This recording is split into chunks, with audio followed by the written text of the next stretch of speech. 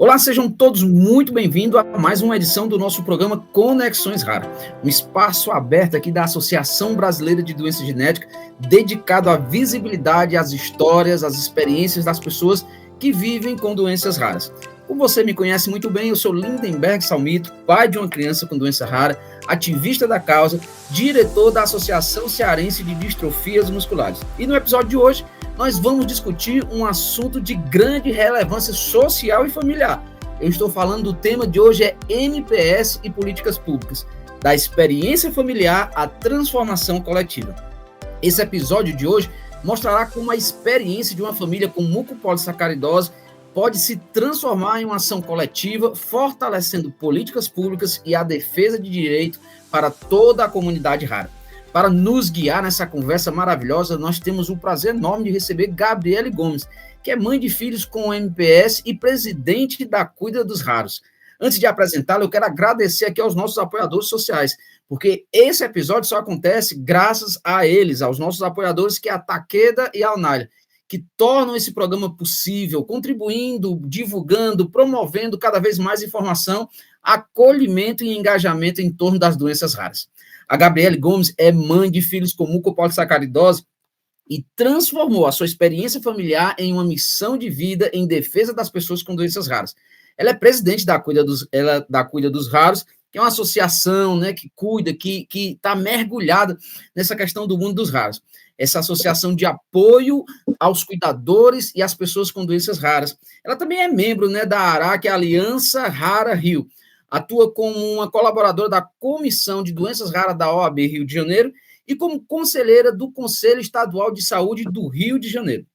Atualmente, ela dedica-se a fortalecer políticas públicas e ações sociais voltadas para comunidades raras. Gabriela, é um enorme prazer ter você aqui conosco, essa mulher que tem aí estado pelo Brasil inteiro divulgando a causa e lutando pelos raros. Eu queria saber qual é a sua expectativa para essa nossa conversa, porque eu sei que tem uma turma que está aqui na expectativa para ouvir você. Tudo bem? Prazer estar contigo novamente. Já nos conhecemos aí uma trajetória longa, esse Brasil afora, se encontramos em vários congressos já, atuando ali pela causa dos raros. Então, um prazer estar aqui com você hoje.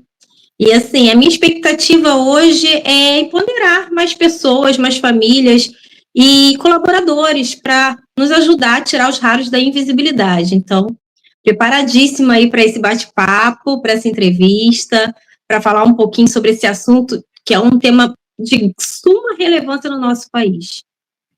Que bacana, né? Eu tenho certeza que as pessoas que nos acompanham aqui pela plataforma do YouTube e também pela Spotify vai estar sendo acrescida em conhecimento nessa área, tanto da doença rara como da questão da MPS, né? E a primeira pergunta que lançaram para nós aqui é justamente para você, é uma questão bem pessoal, como mãe. Como foi receber o diagnóstico do MPS? Como foi entrar nesse mundo dos raros? Como é que você recebeu a primeiro momento essa questão dessa notícia do diagnóstico? Você perde o seu chão, né? Porque você se depara ali com algo que você nunca ouviu falar, aonde te tiram toda a esperança, que te dizem assim, olha, é raro, não existe nada para essa doença, não tem nada que possamos fazer, e é uma sensação horrível, porque você se sente impotente, de você não ter nem como correr atrás de algo para salvar o seu filho.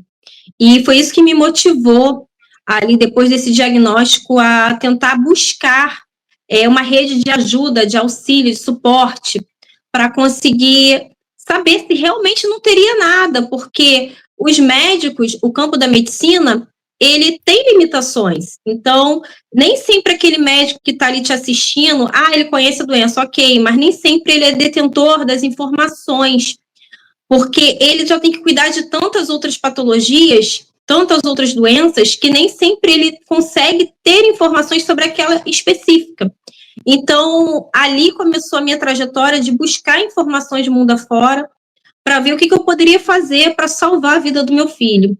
E em meio a esse diagnóstico do meu primeiro filho, eu descobri que meu irmão também tinha mucopolissacaridose. Então, foi um choque na família. E, assim, é algo que acaba com você. Te tira toda aquela coisa, aquela figura que você tem materna de proteção ao seu filho. você perde tudo isso e você se vê sem saída. E pensando, o que eu posso fazer para mudar a história do meu filho? Porque é um amor de mãe, né? Assim como o amor de pai. Eu acho que de mãe, não que um amor seja maior do que o outro, mas a mãe que ela traz em seu ventre ali por 9 meses, tem toda aquela conexão. Então, quando você vê, você sente que está seguro aqui dentro de você. Aí ele sai. Aí quando ele sai para a vida. Mas sai dependente de você. E quando você vê que ele volta a depender de você de uma maneira que você não tem como colocar ele ali de volta para protegê-lo, então é algo assim avassalador, que só quem passa sabe esse sentimento. E dentro dessa descoberta, qual foram os principais desafios, né, enfrentados por vocês, da família?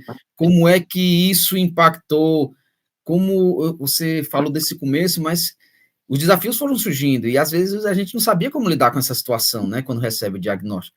Qual foram os desafios que mais mexeram com vocês aí? O desafio maior foi buscar informações, porque o meu primeiro filho, ele teve diagnóstico em 2004. Em 2004, a gente ainda estava na era ali do Orkut, MSN, internet de escada. Então, não se tinha essa rede ampla que nós temos hoje de informações. Era tudo mais difícil você buscar. E limitado financeiramente para você estar percorrendo. Tanto que em 2004, no finalzinho dele, após o diagnóstico do meu filho e diagnóstico do meu irmão, posteriormente, foi feito o primeiro simpósio do Sul, primeiro simpósio de mucopolissacaridose no Sul, que é no Hospital de Clínicas de Porto Alegre. Devido a uma pesquisa que estava tendo ali para uma reposição enzimática da enzima deficiente que causa essa doença. E dali a gente conseguiu se unir com mães de outros estados, São Paulo, Minas, Bahia, e fomos em busca de salvar a vida dos nossos filhos. Então, assim, é difícil porque as informações não eram divulgadas da maneira que é hoje. E hoje ainda está difícil, mas antes era pior. Então, foi isso, buscar uma salvação, essa sensação de ir em busca de alguma coisa. Meu filho não conseguiu entrar na pesquisa, mas eu acompanhei até sair a medicação e eu entrei na justiça para requerer. Então, assim, e ao mesmo tempo a gente conseguir unificar ali as pessoas que passavam pela mesma situação e disseminar essas informações e se inserir ali a Sociedade Brasileira de Genética Médica, para ter informações atualizadas até fora do país, porque é difícil o nosso país trabalhar novas tecnologias para essas patologias e também trazer essas tecnologias. Então, hoje as associações têm muito esse papel de conseguir adentrar o nosso país, essas informações e trazer essas tecnologias para a gente conseguir mudar essas histórias. Mas eu peguei tudo muito bem de início, então foi muito sofrimento, até mesmo porque meu irmão não teve a mesma chance que meu filho, apesar de que meu filho também faleceu depois de 6 anos fazendo a medicação, porque começou tardiamente. Então, eles não tiveram a mesma chance que meus outros 2 tiveram recentemente, que aí eu vou falar um pouquinho lá para frente. Aproveitar aqui, né, o embalo de quem está nos vendo, a gente falou dessa questão da descoberta, do diagnóstico, dos desafios, mas fala um pouquinho para a gente, tenta resumir para quem está assistindo. Eu sei que vai ter a comunidade aqui do MPS assistindo e já entende muito bem, mas quem está fora, né, porque às vezes tem pessoas que estão nos assistindo e percebe algum sintoma, ou percebe dentro da família, de uma amizade, percebe, não sabe dar o diagnóstico preciso, mas através daquilo que você possa transmitir, ele pode compreender. Você pode resumir um pouquinho essa questão dos sintomas, essas questões de o que é a MPS? Sim, eu vou falar pelo meu relato familiar, tá? O meu filho, aos 2 anos de idade, eu sempre percebi que ele nasceu normal, sem teste do pezinho deu normal, porque até mesmo porque o teste do pezinho não diagnostica mucopolissacaridose, não esse da rede SUS, do Sistema Único de Saúde, e daí deu normal. Depois de 2 anos de idade, eu vi que meu filho tinha muitas questões de saúde em sequência. Ele tinha hérnia inguinal, hérnia umbilical, ele tinha as amígdalas alteradas, então ele vivia internado com pneumonia, otites múltiplas, sempre com essa parte respiratória muito grave. Ele tinha também algumas limitações nas juntas, nas mãos, a mãozinha dele era toda em garra. Ele nunca falou, ele nunca deixou as fraldas, então ele tinha muitos atrasos significativos. E daí a gente começou a desconfiar que tinha algo de errado. E como ele começou a aparecer com umas bolinhas no tamanho de bola de gude, tanto no cotovelo, tanto no joelho, a médica que assistia ele não conhecia mucopolissacaridose. Ela mandou para reumatologista avaliar, para reumatologia avaliar, porque ela achou que era cistos crescendo nas juntas dele. E a reumatologista, quando viu meu filho, falou assim, ela entendia da mucopolissacaridose. E ela falou assim para mim, não, mãezinha, acho que seu filho tem uma doença muito rara, eu vou te encaminhar para o departamento de genética médica. E no departamento de genética médica eu descobri que meu filho tinha mucopolissacaridose. E quando foi fazer a árvore genealógica da família, que me perguntaram se tinha algum histórico familiar de alguma doença em si, não doença rara, mas doença em si, eu comentei que eu tinha um irmão de 7 anos, que também nasceu normal, e aos 8 meses de vida, ele desenvolveu uma hidrocefalia, né, que é aquela água no cérebro, e ele ficou com a cabeça bem maior, principalmente a testa bem maior do que o habitual, e que ele também com 7 anos não falava, não estava andando mais, ele chegou a andar e parou de andar. Falei que ele tinha as características muito parecidas com o do meu filho, que é aquele narizinho mais infiltrado, aquele olho mais infiltrado, a mãozinha em garra, aquela boca maior que começou a sair a língua para fora.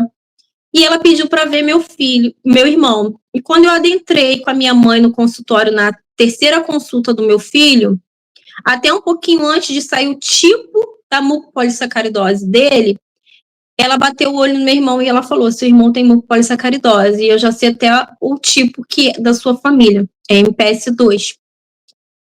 E foi aquilo dali. No final do ano, quando a gente foi para o Simpósio do Sul, a gente já foi com o diagnóstico de ambos com MPS2 e neurológica grave, porque eles não chegaram a falar, a interagir, a ter uma consciência ali normal. Então, eles tinham um problema intelectual muito grave.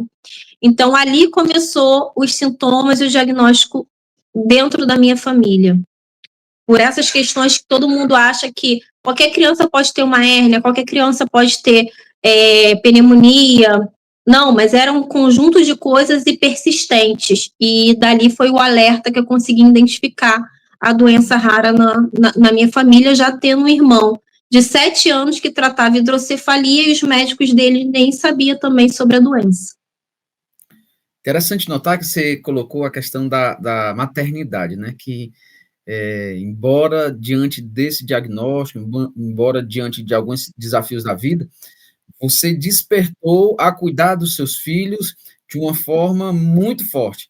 Só que qual foi o momento que a ideia da experiência individual passou a ser uma ação coletiva? Quando foi que surgiu essa vontade de, eu descobri, estou passando por isso, mas agora eu não quero ficar só no meu mundo, que já é uma tarefa bem difícil. Quando foi que isso surgiu para se tornar assim, uma atuação coletiva em defesa das doenças raras em si? Porque eu conheço a sua atuação e sei que você, além de agarrar a questão da MPS, você agora agarra todas as doenças raras. Mas quando foi que isso surgiu? Do individual para o coletivo?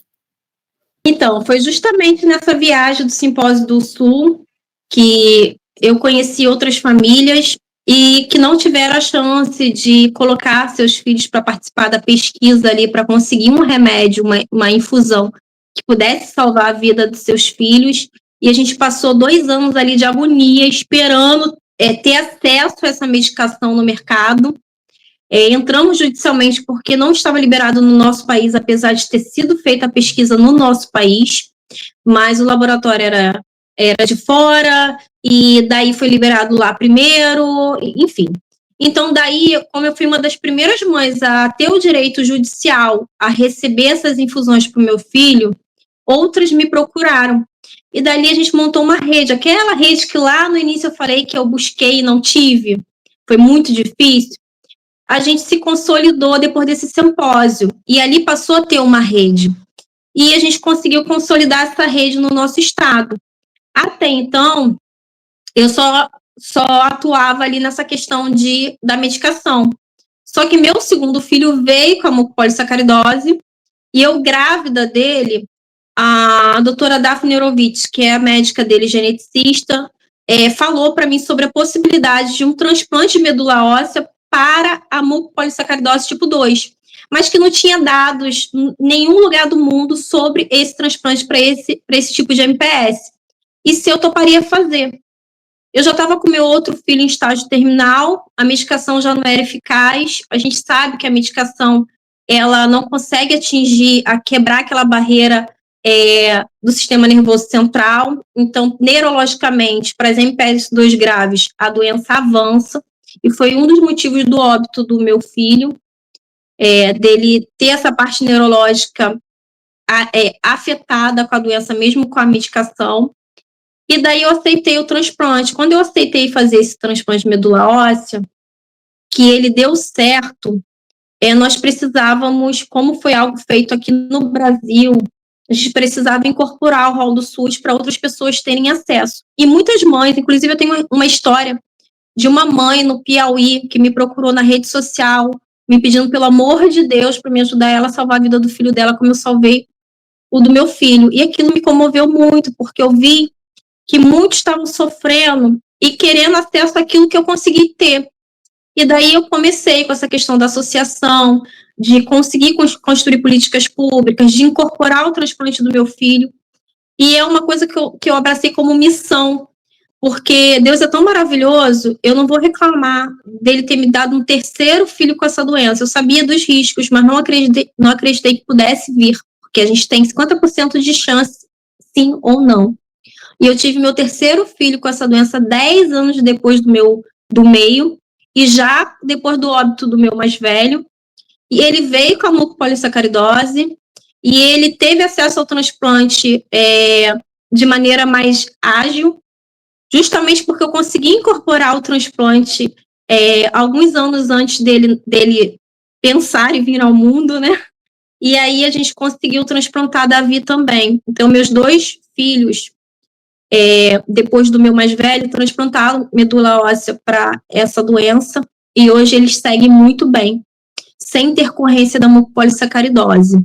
O meu mais velho tem uma sequela ali pós-transplante, e assim, ele não tem nem a metade do que a mucopolissacaridose poderia ocasionar, nem o risco de morrer, porque a doença é degenerativa, então ele não tem mais os sintomas da doença. O transplante foi bem sucedido.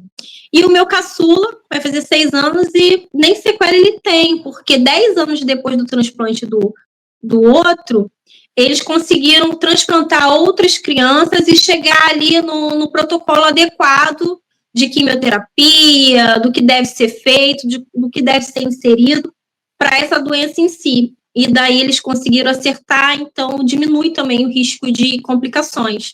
E ele não teve complicação nenhuma, pega 100%. O primeiro fez o transplante com 2 meses, o outro com 3, bem precoce. E eu falei dele, ele tá aqui. Então, assim, desculpa. Então, bem precoce. E daí, hoje eu vejo meus filhos tendo uma vida totalmente diferente do meu mais velho e do meu irmão. E eu abracei isso como missão, porque eu até, da pandemia para cá, eu fiquei um período fora da associação. Mas eu nunca deixei de ter procura dessas famílias. Eu virei uma referência no meu estado e até as pessoas de fora que me procuram até hoje. Então, eu falo que isso é uma missão para mim. Eu trabalhava em uma área totalmente diferente, que era uma área administrativa. Eu era coordenadora administrativa de um órgão de inspeção veicular. Eu comecei a me capacitar dentro dessa questão de advocacy, políticas públicas, porque eu acho que o maior desafio para as doenças raras é ter políticas públicas efetivas para conseguir trazer novas tecnologias, para conseguir fazer um atendimento adequado. Então, eu comecei a ver o que a gente tinha de dificuldade para abrir acesso, para tirar esses raros da invisibilidade, para construir algo. Porque quando a gente ia cobrar, não tinha nada para doenças raras, então você vai cobrar o que não existe? Então, vamos construir. E foi daí que eu comecei essa parte de me formar em gestão pública, agora eu estou em gestão em saúde, tentar entender. Cheguei a fazer 4 períodos de direito também para colaborar lá na OAB. Não pude terminar a minha faculdade de direito porque fica muita coisa e a faculdade de direito ela demanda muito tempo, é presencial. E eu sou mãe, sou dona de casa, sou profissional, sou presidente da associação. Então, assim, juntar tudo, eu não tenho tempo. Minha 24 horas eu faço milagre. Então, eu tive que optar. Mas não me faz falta o direito. O que eu pude agregar ali de conhecimento, eu coloco na prática. E a prática é outra. Então, eu não preciso de uma formação, porque eu acho que eu já tenho um notório saber para poder concluir aquilo ali que a gente precisa para as doenças raras. O seu depoimento, falando aí da sua experiência.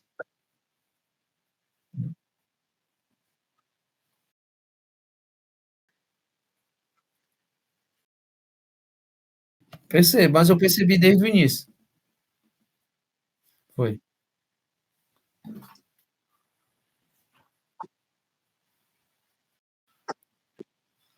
Ela tá dando como se fosse um mau contato no microfone, né?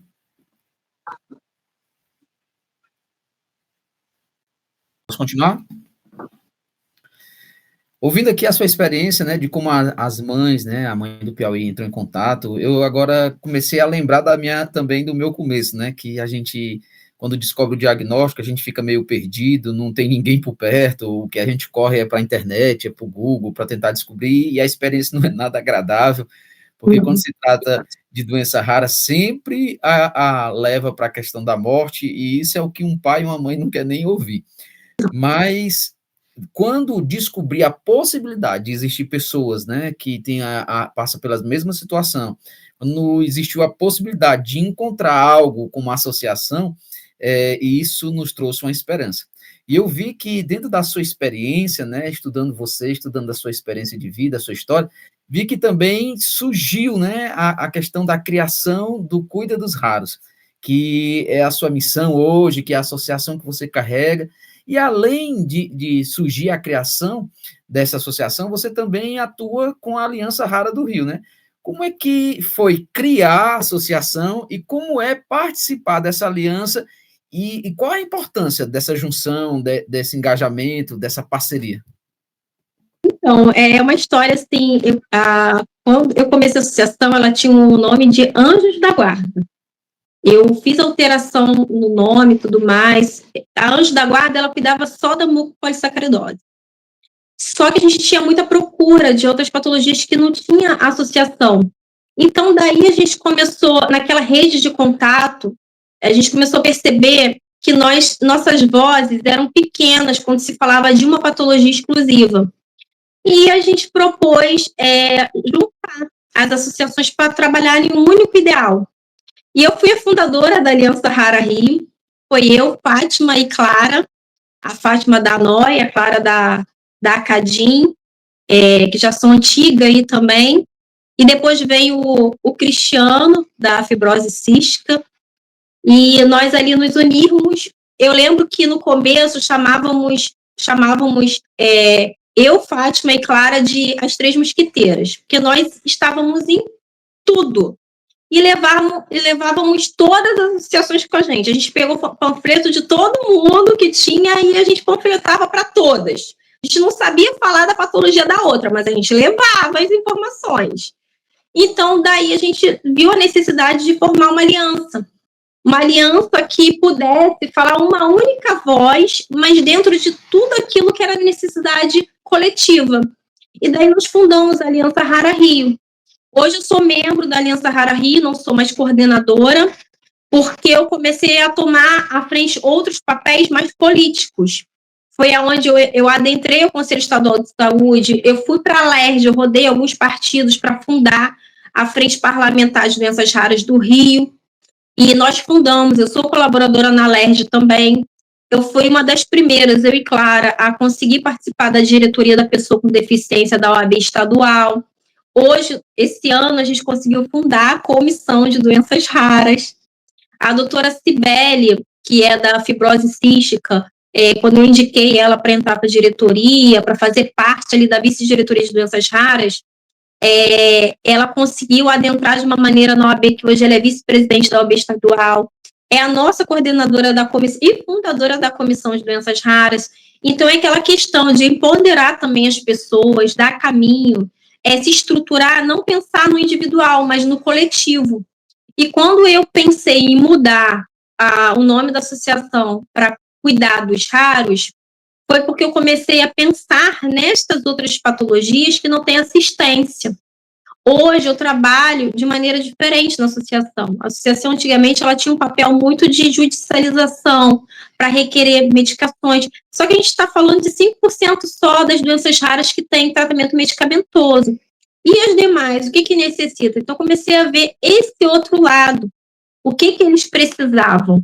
E o que todos necessitam de políticas públicas. Então, hoje, eu até presto acolhimento a essas famílias para poder empoderá-las. Eu dou ali todas as informações que elas precisam dos direitos, nessa vertente jurídica, os caminhos para conseguir acessar aquilo que eles precisam, mas eu trabalho muito a advocacy a políticas públicas, porque eu construo políticas públicas, corro atrás para fazer com que elas sejam, que elas virem lei, seja sancionada, e depois eu vou no outro âmbito para fazer que elas se tornem efetivas.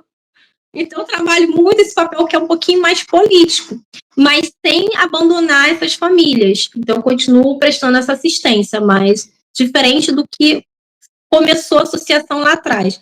A gente amadureceu bastante.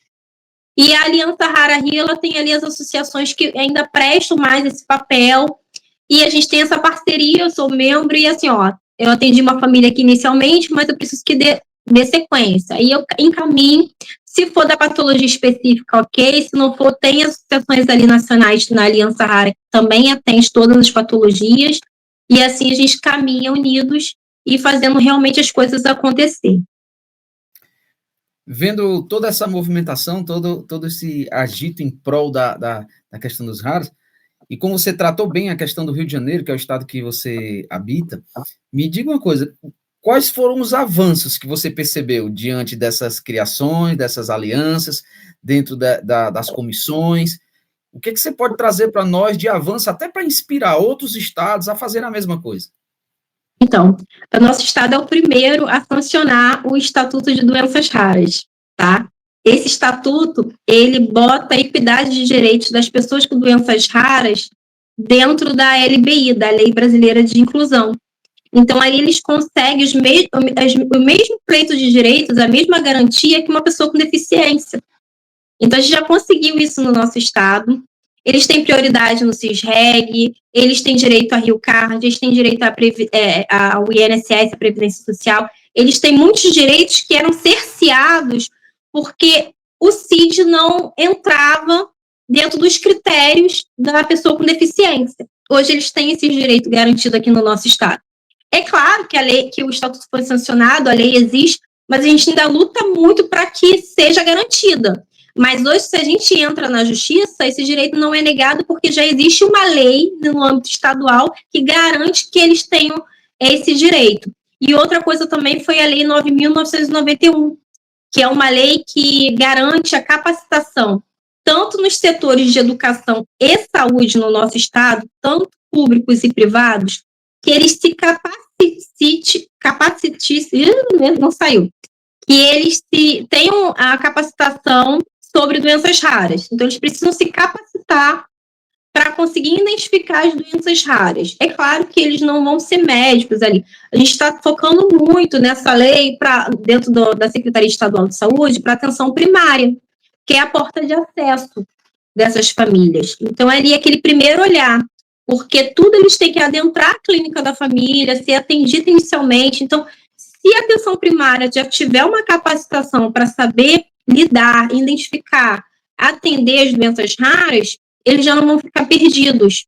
E isso pode até encurtar o período ali para busca pelo diagnóstico, deles conseguirem um acesso mais rápido àquele especialista que realmente vai diagnosticar, porque se já tiver uma suspeita, isso aqui pode ser que seja uma doença rara, eles vão encaminhar para os centros de referência. Nós temos 2 hoje no estado, garantido pela 199 de 2014.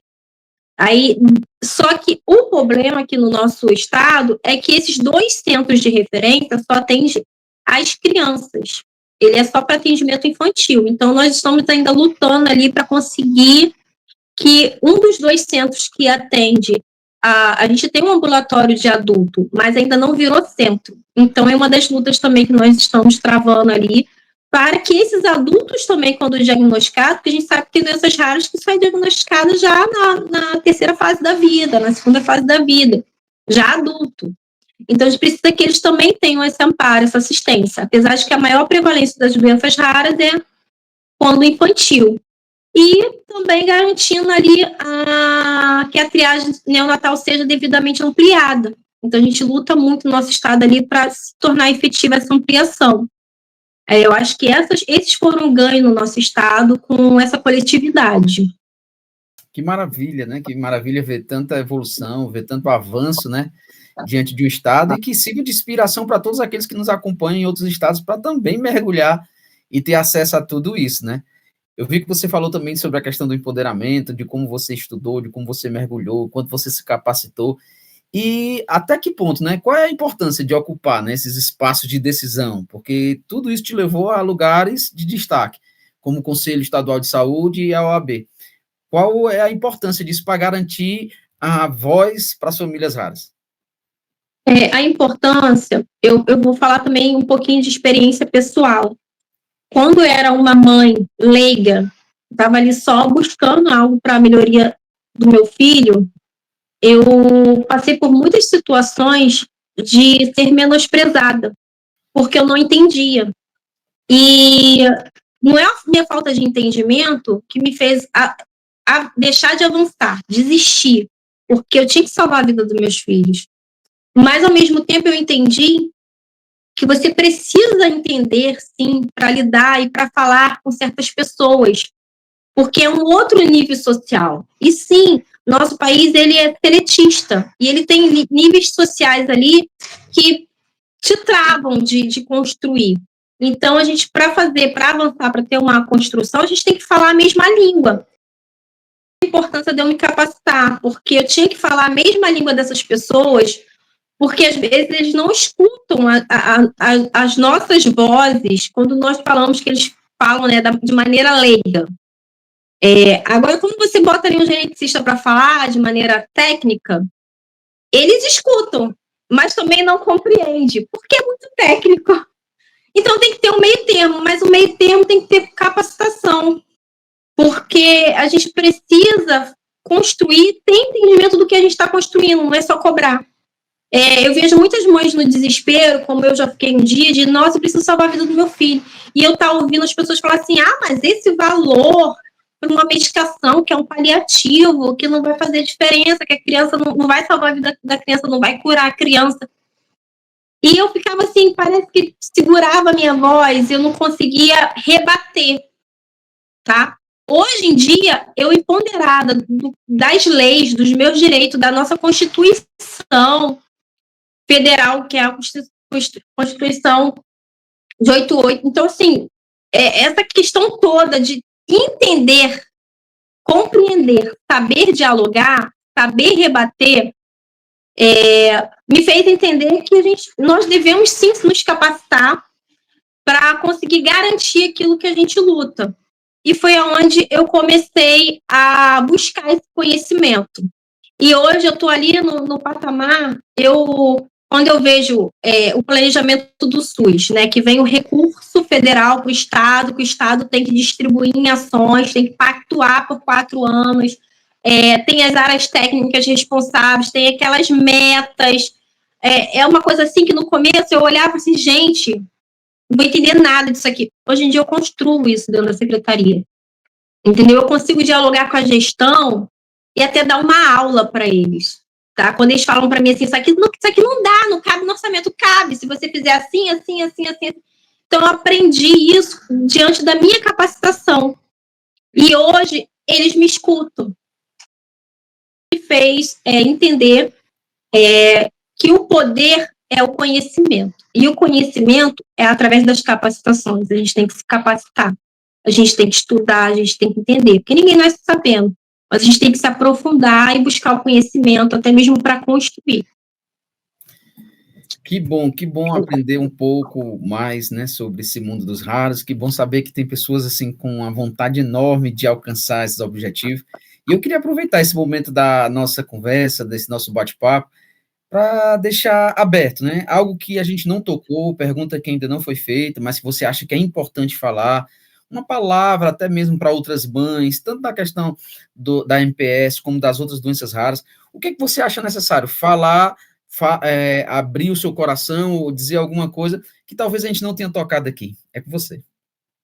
Então, eu já abri bastante aqui.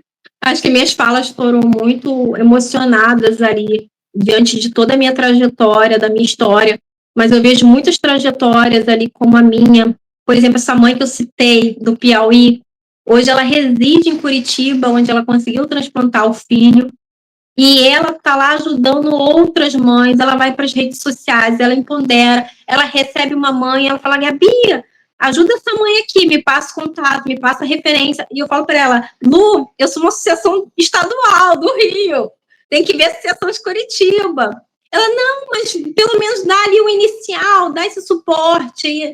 Então, assim, essa coletividade, essa família que a gente consegue construir ao longo dos anos, dentro da experiência que nós temos em comum, ela nos fortalece, ela nos empodera, ela nos traz uma luz, uma esperança que lá atrás eu não via quando eu perdi meu primeiro filho, quando eu perdi meu irmão.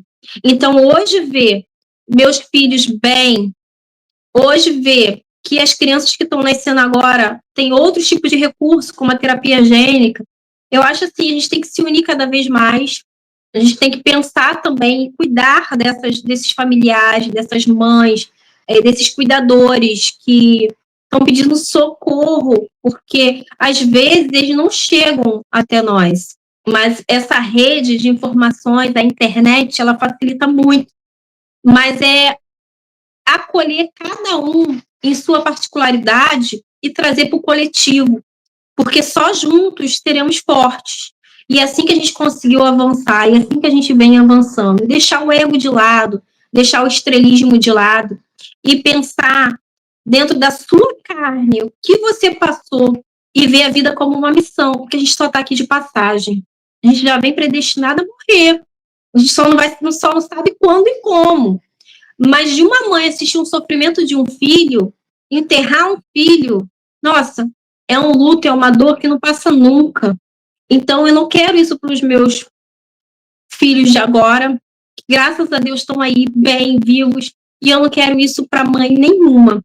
Então, é pensar não só no seu eu, mas no coletivo, naquela outra pessoa ali, se pôr no lugar. Eu acho que ter equidade, as pessoas têm que ter mais equidade ali, saber se colocar no lugar do outro também, pensar um pouquinho e juntar forças, porque não é uma causa única, é uma causa coletiva.